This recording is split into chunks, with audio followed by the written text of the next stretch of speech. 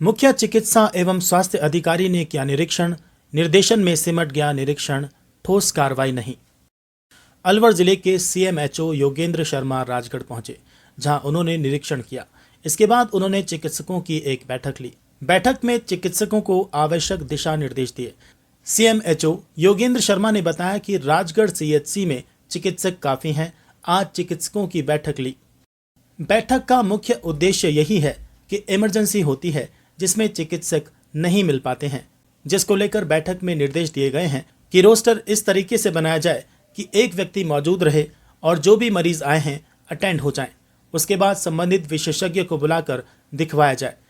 किसी भी तरीके से मरीज को ये नहीं कहा जाए कि क्वार्टर पर जाकर दिखाइए। उन्होंने बताया कि इमरजेंसी में इंजेक्शन ही मिलते हैं, दवाइयां नहीं मिलती हैं।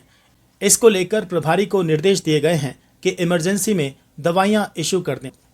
इसके अलावा सीएमएचओ ने एक निजी लैब व मेडिकल स्टोर की जांच की। एक लैब में कोई व्यक्ति नहीं मिला था।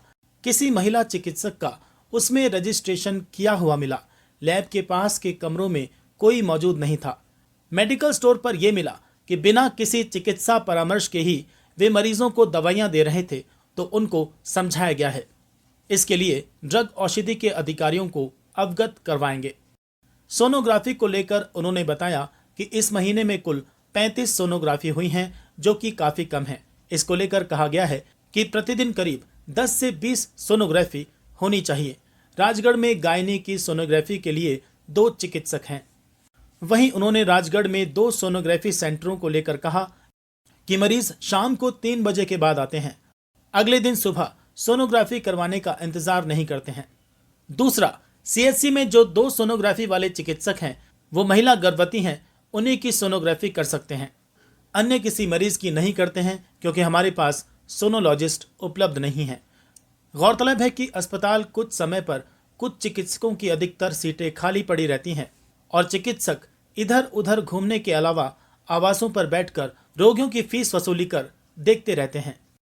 देखो, राजगढ़ सीएचसी में चिकित्सक काफ़ी हैं, करीब 14-15 चिकित्सक हैं और सभी लोग विशेषज्ञ चिकित्सक हैं, तो ये यहाँ के कस्बे वालों के लिए अच्छी बात है।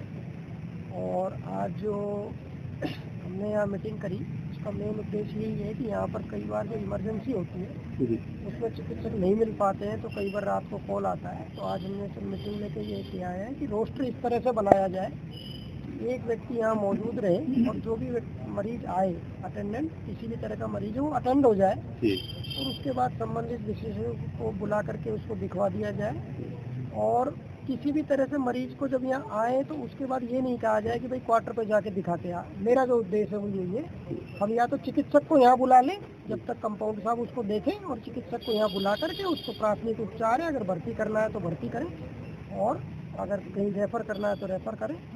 और अगर जैसे इमरजेंसी में ये कहना है कि भाई इंजेक्शन ही मिलते हैं, दवाइयाँ नहीं मिलती हैं, तो ये भी हमने कह दिया इंचार्ज साहब को कि अब दवाइयाँ हैं जो इमरजेंसी में थोड़ा सा इशू कर दें।